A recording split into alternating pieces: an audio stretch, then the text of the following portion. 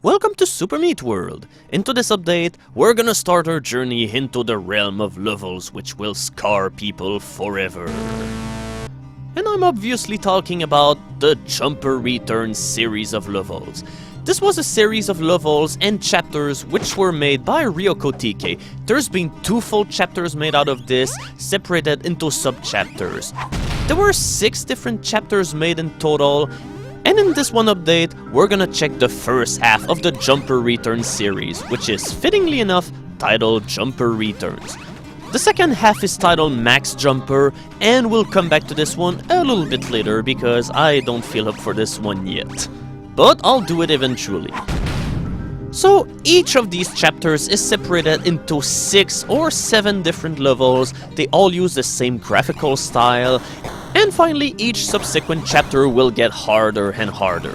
The difficulty of Jumper Returns goes like this. Chapter 1 is medium difficulty, the second chapter is really hard, the third chapter is really fucking hard, the fourth chapter is, oh my god, are you kidding me, I'm never gonna be able to do that. Chapter 5 is, holy shit, I give up. And finally, chapter 6 is, yeah, that's the way it is because at this time you'll pretty much be functionally dead.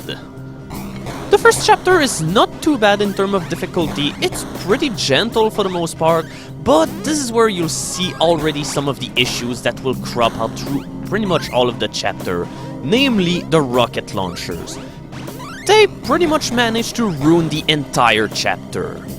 And the worst thing is, I like rocket launchers, but into this one chapter, they're overly obnoxious because they allow no room for error whatsoever.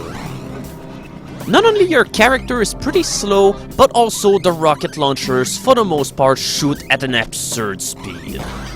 These rocket launchers, at the speed that they shoot, pretty much become entirely different obstacles, because usually you use them in order to keep the player going forward, while making them having to go through really fast set of reflexes. But they shoot so fast that reflexes are pretty much of no use here. It's pretty much all luck based whether you dodge all of these rockets or not. Essentially, in order to dodge all of the rocket launchers, you have to take one path that the author wanted you to take through the level, and yeah, I have no clue why the hell I'm picking up this key. As you might have guessed, it opens up this little alcove on the upper left, which has absolutely nothing in it, but as you might have guessed, there was a bandage here initially, but since Amon uploaded this chapter, there's no further bandages to be collected here. This is the first level of the chapter where you have to show your mastery of Ogmo's double jump, because you'll need to have his jumping really down in order to be able to get all the way up there through this spike-filled shaft. Half of Jumper Returns is about doing those precise and careful jumps through saw blades and spikes and everything, and the other half is pretty much about dodging a million of rocket launchers which are headed toward your face. And keep in mind, these levels, in the grand scheme of things, are easy. Oh, and by the way, in the beginning part of this level, you can fall between the saw blades here because the holes are really tiny, but you can still manage to fit through because Ogmo's hitbox is a whole lot smaller than Meat Boy. So, in order to know how every single sub-chapter of the chapter was called, you had to read the thread that was made about this chapter on the Super Meat Boy forum, because every single one of these chapters was given a name, but obviously when the chapter was uploaded on Super Meat World, there's absolutely no way to figure them out by playing the levels themselves. You can only guess it by the different looks. We're into some sort of outward city forest style set here, and this is where things start getting really hard.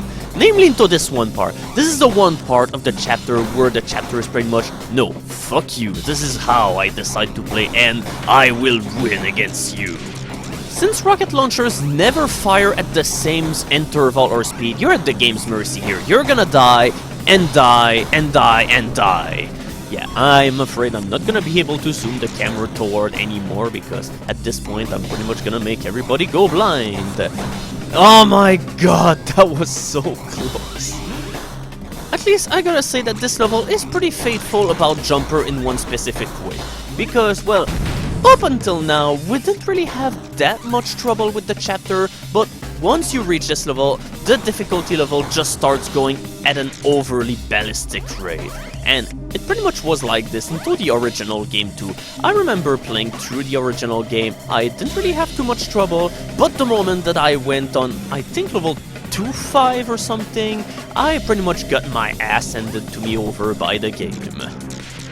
But one thing which is bugging me about this one chapter is the fact that there are so many rocket launchers into it, but in the original jumper, there was no such obstacle into the game, so I'm really wondering what this is supposed to mimic or represent as term of emulating the feel of the original game, because yeah, Jumper was a pretty hard and ruthless game, and it was pretty much similarly as hard, but I don't know. I just found that in overall I had much more fun playing Jumper than those levels, because even then the original game felt more forgiving than some of these levels will do eventually. In fact, notice how come the last two levels that we've been playing were a whole lot easier than level 9. In fact, I didn't even play this level the way it's supposed to. Normally you have to take the long way around, but since the saw blades are spaced at a rather good way, well, you can simply jump through everything, and in fact, later into the series, you're gonna have to pull off jumps like this in the regular level. But of course, you cannot get comfortable with this one chapter, because the other level that will follow right after 2 easy levels will most likely be complete bullshit. Yet not only you have to avoid a rocket launcher that shoots really fast, you have to pull off a really precise double jump through there, but there's also a rocket launcher pointed right in the midst of your face the moment that you get upward there. I mean, what the hell? This is not fun, this is simply being an asshole, and this is the main reason why I hate these chapters to begin with. Yeah, not only the rocket launcher is pointed straight at your face, but it shoots at twice the usual speed. But hey, it's pretty much the speed at which every single rocket launcher in the chapter shoots. But yeah, this was essentially what I was speaking about when I was talking about the way that the difficulty was gonna scale up from every single chapter that we're gonna play. I'm pretty sure that in chapter 2 I've died about the triple, the quadruple, or even the fifthable, I don't know how the hell you say 5 times more, but either way, this is the number of times that we've died into this one chapter. This level would have been a whole lot neater if the timing that you had to use in order to make it through was not as precise. Yeah. About 1 fraction of a second later, and I will have been killed by the laser. And in fact, when you're hurrying through all of this, you may end up just slamming your face against the spikes, and you're gonna die anyway. So it's come down to this, the final sub-chapter of the chapter Jumper Return. And probably my least favorite one of the bunch. Not only the levels are really hard at this rate, but also I kinda don't like the feel of some of these levels. They just look depressing to me. I'm not really sure that there's a whole lot of people out there that like sewer levels, and essentially this is where we are right now, and this is where we're gonna be for the remainder of this chapter. With that said, chapter 3 has more regards for doing precise jumps and pretty tricky stunts instead of peltering you with rocket launchers all of the time, but the levels which will decide to pelt you with rocket launchers will be really nasty. Things are only starting, because somehow things will get even worse from there, whenever we'll finally be tackling Max Jumper. While this chapter can be accessible for some people out there, I honestly don't know who the hell Max Jumper is addressed forward to, because while the difficulty of Jumper Return seems surmountable most of the time, by the time that you get to Max Jumper, almost all of the levels are designed in the sole intent to piss off whoever plays, and I honestly cannot think that people out there enjoy the latter chapter. Maybe this one chapter, I mean, I'm not a fan of this chapter, but I know that some people out there like it. But Max Jumper, I really don't know who could like such a level. Those levels are just really long, stressful, and really fucking hard. The kind of things that really put you into a good mood. While the first 2 levels were reasonably tame, this is where things will get really nasty into the chapter. The first rocket launcher is not too much of a problem, although the ascension can be a problem, but it's the second rocket launcher which will be a huge pain in the ass. Of course, the rocket launcher can get you all the way there. Not Apparently you have to do a really precise jump in order to get up there, but of course you have to deal with the rocket launchers. And it's not as if you can fake them out by making them shoot and finally you go while the coast is clear, because these rocket launchers are so quick that you cannot use this tactic at all through pretty much all of the chapter. You pretty much have to jump through and hope for the best. Yeah, as you can see, I'm trying to fake them out, but it's not really doing me any good. One of the keys open up this alcove on the upper right corner of the level, where there was a bandage before, but since Edmund uploaded the level, no bandage, once again. Oh, and this jump is also really tricky too. I mean, the rocket launcher is not really a huge deal because you're pretty much gonna dodge it while making your way through this one jump, but it's still pretty hard to dodge. But hey, for the most part, however, with the exception of this one bit where you have to go up and there's a rocket launcher shooting you through the tiny corridor of spikes, this level was pretty good. Levels that have fans as Ogmo can be really nasty, because there is no limit as to how you can use them in order to propel yourself around at crazy speed. While you're in the midst of being pushed around by a fan, you can simply use your double jump ability in order to jump even higher.